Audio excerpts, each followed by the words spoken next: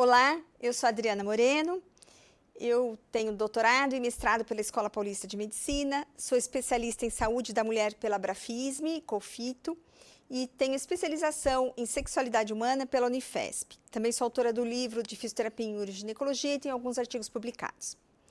Eu trago hoje um tema bastante simples, mas que pode ser muito usado, é uma técnica básica e que pode ser muito usada no tratamento das disfunções do assoalho pélvico. Nós vamos falar hoje sobre os cones vaginais. O que são os cones vaginais? Os cones são qualquer dispositivo que pode ser inserido na vagina para favorecer resistência e feedback sensorial aos músculos do assoalho pélvico enquanto eles se contraem. Eles são dispositivos de forma e tamanho iguais, porém seu peso varia de 20 a 70 gramas. Então, os cones vaginais, eles vão atuar principalmente nos músculos do assoalho pélvico. Aqui, só para relembrar, nós temos como os músculos superficiais o isquio cavernoso, o bulbo esponjoso, transverso superficial e profundo do períneo. E na parte mais profunda, na imagem inferior que nós vemos, temos o pubo coxígeo, o ilho coxígeo, o pubo retal. E qual é a função desse assoalho pélvico? Por que eu preciso tratar esse assoalho pélvico? Ele é fundamental para a saúde humana. Ele suporta os órgãos pélvicos e abdominais, especialmente nas mulheres, que ele tem 3 cavidades, a anal, a vaginal e a uretral. Então, esses músculos, eles têm a função de esfíncter também. Então, eles vão manter a continência, tanto uretral quanto anal, e também de flatos vaginais.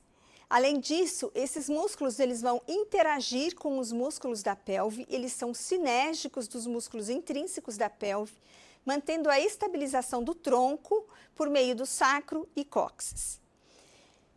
E a diminuição do ângulo ano-retal faz manter a continência anal, ou seja, faz com que você possa caminhar, conversar, ter atividade física sem que haja perda de gases ou fezes. Também ele serve de apoio ao reto durante a evacuação. O músculo do assoalho pélvico muito fraco pode fazer a eversão do reto, um prolapso retal. Como nós falamos, ele faz as contrações dos esfíncteres uretral e anal durante as atividades de vida urinária e também tem ação de inibir o detrusor durante o armazenamento. Ele permite que a bexiga se encha de urina. Enquanto isso, esses músculos eles estão contraindo, mantendo a saída uretral fechada para que você possa armazenar urina e eliminar essa urina em local e momento adequados. E também o assoalho pélvico tem uma ação fundamental durante a expulsão do bebê no trabalho de parto e também a ação na resposta sexual.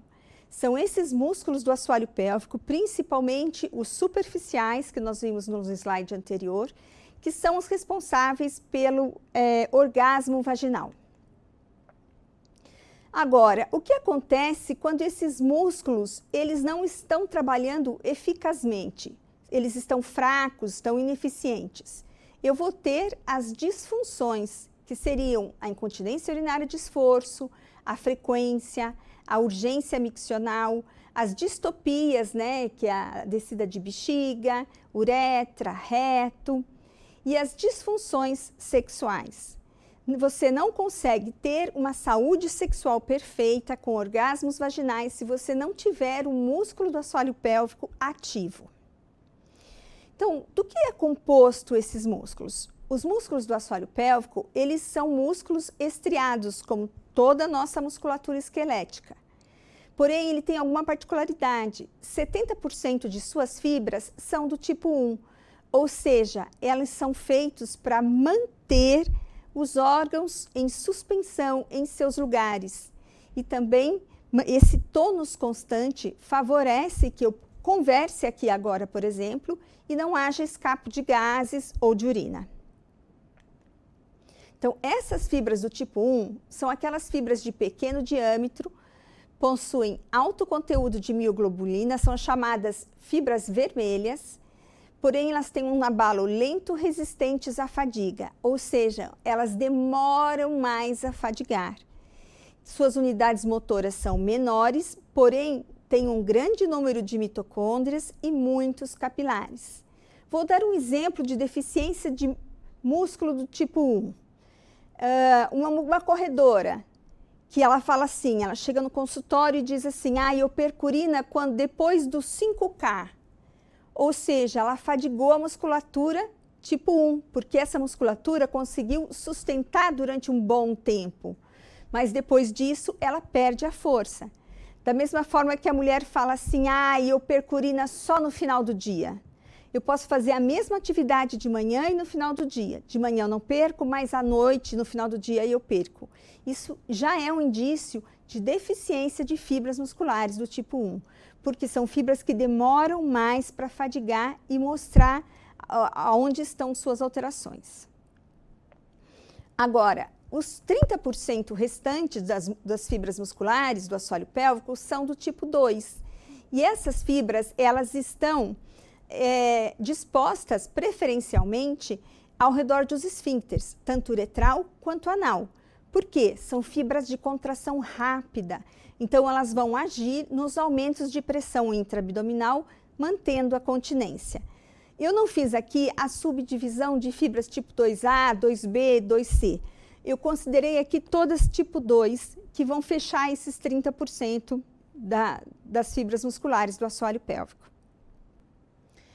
Como eu havia dito, as fibras musculares do tipo 2, elas são fibras de contração rápida, de grandes diâmetros, possuem baixo teor de mioglobulina, são as chamadas fibras musculares brancas, né? Porque elas são pálidas pela diminuição de mioglobulinas. São fibras de abalo rápido fatigáveis, ou seja, são fibras que fadigam mais rapidamente, porém são fibras de velocidade e potência. Por que elas são brancas? Também possuem poucas mitocôndrias, com isso ela tem poucas capilares sanguíneos. Em sendo fibras de potência, de velocidade, por isso que elas estão dispostas ao redor dos esfíncteres, porque nos aumentos de pressão intraabdominal, essas fibras elas vão agir rapidamente, fechando esses esfíncteres, tanto uretral quanto anal, mantendo assim a continência. Então, as fibras do tipo 1 são funcionalmente adaptadas para a manutenção do tônus, enquanto as fibras do tipo 2 levam uma resposta oclusiva adicional nos aumentos de pressão intraabdominal. Quem descreveu os cones vaginais foi Plevnik no século passado, antes de muitos de vocês que estão assistindo tenham nascido, eu tenho certeza disso. Então, esses cones vaginais, eles foram idealizados para avaliar e fortalecer os músculos do assoalho pélvico. Hoje, se vocês procurarem publicações sobre os cones vaginais, vocês não vão achar publicações recentes. Talvez algumas meta-análises em cima de publicações mais antigas. E por que a gente não tem publicação recente? Porque já é uma metodologia estabelecida. Seria a mesma coisa que a gente fizesse novas pesquisas sobre a aspirina. A gente já sabe o que ela funciona e o que ela não funciona. Então, por isso que vocês não vão achar artigos recentes sobre os cones vaginais. Mas nem por isso eles deixam de ser válidos e deixam de ser importantes, uma técnica que a gente pode abrir mão no tratamento das disfunções do assoalho pélvico. O cone vaginal, quando inserido na vagina, ele vai gerar uma sensação de perda. Isso vai levar a um estímulo sensorial, gerando uma contração involuntária dos músculos do assoalho pélvico, como nesse desenho esquemático que nós vemos aqui. O cone, ele é introduzido acima dos músculos do assoalho pélvico. Esse peso vai gerar uma resposta proprioceptiva no nervo sacral, fazendo com que esses músculos contraiam inconscientemente. Essa é a grande sacada dos cones vaginais, porque nós temos que ter músculos do assoalho pélvico funcionais de uma forma que a gente não precise pensar neles para falar, para tossir, para correr, para espirrar. Então, eles precisam trabalhar sem que a gente fique pensando neles. E os cones vaginais fazem exatamente esse trabalho. Então, aqui nesse filme, a gente pode ver como funciona essa contração dos músculos do assoalho pélvico de uma maneira proprioceptiva. Ou seja, o cone, ele tende a descer, porque esse cone vai estar inserido durante as atividades de vida diária da mulher. E quando ele tende a descer, os músculos do assoalho pélvico vão contrair reflexamente. Então, quando eu insiro o cone vaginal, eu vou ter uma contração dos músculos do assoalho pélvico, intercalados de períodos de contração e relaxamento. Então, automaticamente, eu estou evitando fadiga muscular. Então, é um exercício que eu faço. Nós vamos ver o protocolo daqui nos próximos slides. Então, é um exercício que eu faço 15, 20 minutos por dia, sem que eu tenha fadiga desses músculos. Por quê? Por conta desses intervalos entre contração e relaxamento. E quando esse cone, ele começa a descer, contrai ou se mantém lá em cima, o que eu faço aqui? Recrutamento de fibras musculares, tanto do tipo 1 quanto do tipo 2. Por quê? Quando o cone está lá em cima, eu estou trabalhando fibras do tipo 1. E quando o cone desce, eu estou trabalhando fibras do tipo 2. Quais seriam os objetivos do trabalho com os cones vaginais? Primeiro deles, ensinar a contração correta dos músculos do assoalho pélvico. Porque se eu fizer uma valsalva, eu fizer uma pressão contrária, expulsiva, esses cones eles vão cair, eles vão descer pela vagina. Então, isso indica claramente para a paciente que a contração está errada, que ela não está contraindo e sim expulsando esses cones. Além disso, o cone permite a diferenciação entre contração do assoalho pélvico e de outros grupos musculares. Vocês sabem, né, quem trabalha com assoalho pélvico sabe muito disso, que é muito comum a gente pegar as pacientes e elas contraírem glúteo, abdômen, adutores e não contraírem os músculos do assoalho pélvico. E aqui a gente não tem esse erro, porque se ela contrair a musculatura adutora, se ela contrair glúteo, esse cone vai cair e ela vai perceber que ela está fazendo errado. Então, quais seriam os objetivos dos cones vaginais? O primeiro deles é ensinar a contração correta dos músculos do assoalho pélvico. Por quê? Quando a gente trabalha com fisioterapia do assoalho pélvico, a gente sabe que muitas mulheres, ao tentar contrair os músculos do assoalho pélvico, vão contrair glúteos, adutores, abdominais e não vão contrair os músculos do assoalho pélvico. E com o uso dos cones, se isso acontecer, esse dispositivo ele sai pela vagina.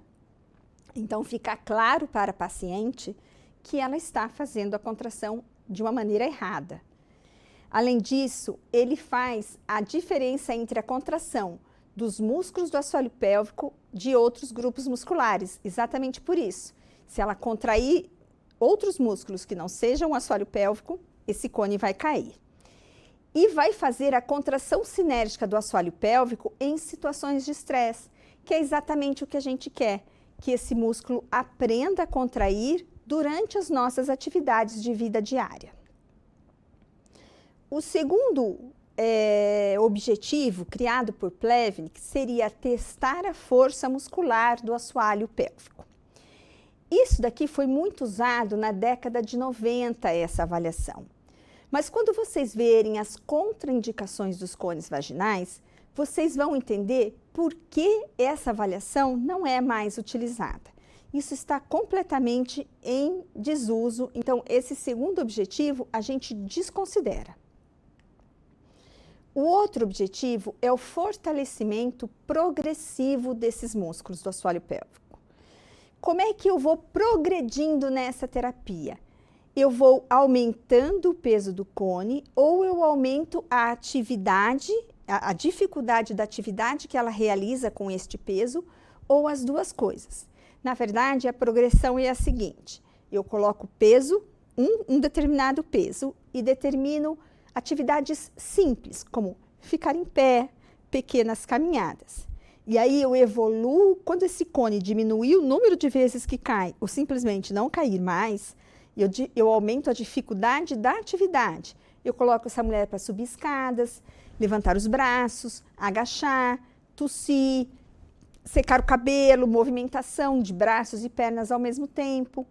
Quando aí eu perceber que esse peso já não mais faz diferença para essa mulher, aí eu aumento o peso e começo tudo de novo. Então, eu vou tendo uma progressão das atividades e do cone.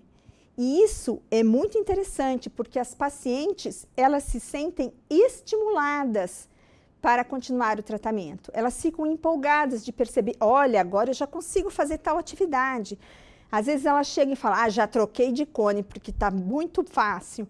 Então, é bem interessante para a mulher que adere ao tratamento. E esse treinamento, ele permite posturas estáticas e exercícios dinâmicos durante as AVDs. Então, eu posso ter uma infinidade de adaptações e eu posso adaptar o uso do cone ao momento de perda dessa paciente. Vamos supor, é uma paciente que perde dançando. Então, dependendo do nível do tratamento, a gente pode fazer com que ela use o cone dançando. Ou então simulando uma parada num jogo de tênis.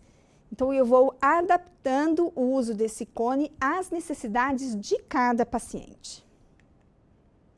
Então, aqui nesse vídeo, é uma forma que a gente usa muito o cone vaginal, hoje em dia, que seria para propriocepção. Então, eu introduzo o cone vaginal e eu peço para que a paciente contraia seus músculos e eu traciono. Então, eu posso fazer também um ganho de força muscular por meio da tração desse cone. Então, eu posso fazer, inclusive, séries de exercícios. É óbvio que tempo de contração, número de repetições, sempre baseados na avaliação de cada paciente. Mas o cone, ele é muito interessante para ser usado em consultório também para fortalecimento passivo da paciente. Quando eu digo passivo, não é que a paciente não está fazendo nada, mas ela está parada e você é que está tracionando o cone, criando essa resistência. Então, qual seria o protocolo a ser usado nos cones vaginais? Ele é composto em duas fases, passiva e ativa. Na fase passiva, eu não tenho contração voluntária dos músculos do assoalho pélvico. Como o nome, esse nome passiva, às vezes, confunde um pouco. Não é que a paciente está parada, eu não estou contraindo voluntariamente os músculos do assoalho pélvico. Como seria isso? A paciente vai introduzir o cone que ela melhor se adapta a ele. E aí, ela vai usar este cone, de preferência sem roupa íntima, e vai fazer atividades de vida diária durante 15 minutos ao dia, podendo chegar até 20 minutos ao dia. Já na fase ativa, ela vai usar um cone de um peso maior, e como é um peso maior do que ela consegue segurar, esse cone vai exigir que ela faça contração ativa dos músculos do assoalho pélvico. Ela vai pensar em contrair, então a gente pode usar esse cone de peso maior de acordo com a avaliação que fizemos com essa paciente. Vamos supor, essa paciente ela precisa contrair 6 segundos, 10 vezes. Eu cheguei a essa conclusão na minha avaliação. Então, eu posso colocar esse cone mais pesado e pedir para ela, agora fica em pé e contrai, segura, segura e mantenho esses 5 segundos. É uma maneira de propriocepção também. Então, como é que eu introduzo, como que eu uso esses cones? Eu vou introduzir o cone vaginal na vagina da paciente até a minha segunda falange. É como se eu fosse colocar um OB, mas não tão fundo. É até a segunda articulação aqui do dedo. Porque esse cone tem que ficar para cima dos músculos do assoalho pélvico. Imagine que meus dedos são os músculos. Se esse cone ficar aqui, eu não estou trabalhando o músculo. Ele vai cair, mas eu não estou trabalhando. Então, esse cone ele tem que ficar para cima desses músculos, para que quando ele pese, esses músculos possam contrair. E isso é muito importante na hora de você orientar a sua paciente. Quais seriam as contraindicações para os cones vaginais? Como tudo, os cones também não servem para todo mundo. Ressecamento vaginal. Uma vagina muito seca pode manter esse cone lá dentro e ele não desce, não é porque o músculo está trabalhando, mas é porque a pele está segurando, esse ressecamento está segurando esse cone. Vaginas muito curtas ou muito largas. Vaginas muito curtas impedem que eu coloque o cone na posição correta, como eu acabei de mostrar para vocês. E vaginas muito largas faz com que esse cone entre e deposite lá no fundo da vagina. Então, você acha que ele está trabalhando o músculo? Não, ele está aqui na entradinha da vagina, mas é que ela é muito larga, então ele está descansando lá. Então, isso também tem que ser avaliado antes de indicar os cones para essa paciente. Em período menstrual, porque há uma modificação na contratilidade dessa musculatura, ela fica mais fraca durante o período menstrual, por conta da alteração hormonal, e além disso, a paciente vai estar com absorvente. E aí pode acontecer que esse cone desça e a paciente não perceba. Vamos lembrar que quando a gente indica os cones vaginais, a gente está indicando para uma paciente que tem baixa propriocepção. Por isso que a gente pede para que ela fique sem roupa íntima. Porque às vezes o cone cai e ela não percebe, porque ela não tem sensibilidade. Não, é falta de propriocepção mesmo, falta de saber o que está acontecendo por ali. Gestação, por motivos óbvios. Durante ou imediatamente após as relações sexuais, também por motivos óbvios. Infecções vulvovaginais, para evitar a disseminação dessas infecções. E falta de cognição da paciente. Porque eu preciso que essa paciente colabore nessas duas etapas do treinamento com os cones vaginais.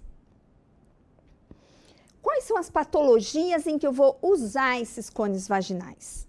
Incontinência urinária de esforço, urge incontinência, é uma terapêutica muito boa, porque quando esses cones começam a cair, esses músculos eles vão fazendo contração rápida. Vocês lembram o que é isso? Isso são as quick flicks ou A3 de Marroni, que são as contrações rápidas que a gente faz para inibir a urge incontinência, a urgência, os sintomas da bexiga hiperativa. Então, ele também é indicado para esse tipo de incontinência. Para pacientes que têm baixa propriocepção pélvica, como já dissemos algumas vezes, por baixa força dos músculos do assoalho pélvico, disfunções sexuais que precisam aqui aumentar força e aumentar consciência de contração dos músculos do assoalho pélvico e ausência de coordenação assoalho pélvico e musculatura abdominal. Como eu já disse anteriormente, se ela contrair muito o abdômen e fizer valsalva, esse cone vai ser expulso e aí está mostrando para ela que o trabalho está sendo feito de maneira errada. Então, eu trouxe algumas comparações aqui para vocês sobre os cones. Então, esse é um estudo feito com 3 grupos de pacientes. É um grupo grande, tem mais de 100 pacientes em cada grupo de estudo. Aqui ele avaliou os cones vaginais, a cinesioterapia pós-parto vaginal e um grupo que não fez nada. E aí, o grupo cones, após 3 meses de tratamento, apresentou um aumento significativo da força dos músculos do assoalho pélvico. Porém, após 6 meses e 12 meses de reavaliação, os 2 grupos tiveram a mesma força muscular. O que eu tiro aqui? Que os cones, eles são bastante indicados pós-parto para aumentar essa propriocepção de contração. Mas que depois de um determinado ponto, a gente tem mesmo que entrar com um padrão ouro, que é a cinesioterapia. Então, ele é uma outra indicação que eu uso muito e bastante indicada, que é pós-parto. Lembrando que aqui a gente espera cessar completamente o sangramento pós-parto para se iniciar o tratamento com cones vaginais. Fazendo uma revisão da literatura, a gente vai achar um aumento significativo da força muscular do assoalho pélvico com o uso dos cones vaginais, uma diminuição significativa do peso do pé de teste antes e após tratamento e uma diminuição significativa da perda urinária. Então, ele é tido, sim, como um tratamento eficaz para as disfunções do assoalho pélvico. Então, mais um dado de 70% a 88% apresentaram melhores na urge-incontinência.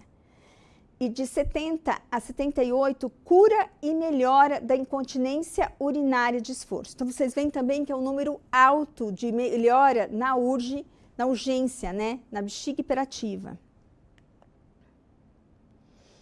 Então, eu posso dizer que a terapêutica com cones vaginais, ela é muito eficaz na incontinência urinária de esforço, na urgência e na urge-incontinência. É uma terapêutica de baixo custo.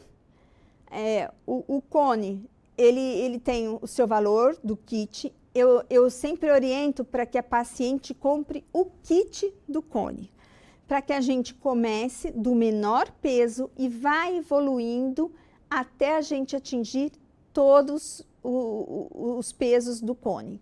A gente tem um tratamento progressivo, mesmo que no início seja fácil para ela, porque eu vou despertando unidades motoras novas quando eu vou gerando essa propriocepção nesses músculos.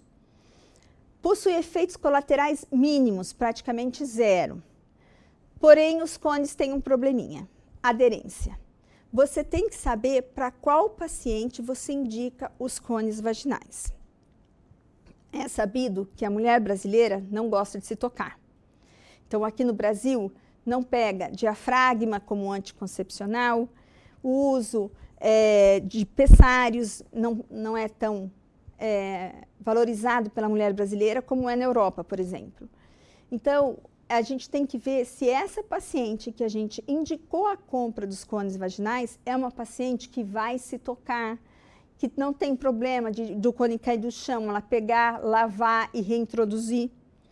Então, a gente precisa realmente selecionar a paciente para que essa paciente não gaste dinheiro à toa e não use esses cones vaginais.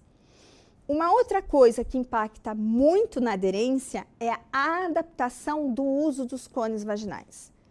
Nós temos que adaptar os cones à rotina da paciente e não o contrário. Se a gente for tentar adaptar a rotina ao cone, a tendência a não dar certo é muito grande. Então, e o fato dessa paciente, a hora que eu escolhi uma paciente que sabe se tocar, que vai se tocar, que quer ser participativa de seu tratamento, isso vai levar a um aumento da percepção corporal e da aceitação corporal. Isso é muito interessante, porque isso é mais um passo para que a paciente não só tenha aderência aos cones vaginais, mas como a toda a recuperação funcional dos seus músculos do assoalho pélvico. Muito obrigada, eu acho que o recado que eu tinha para dar para vocês é esse. Espero que tenham gostado.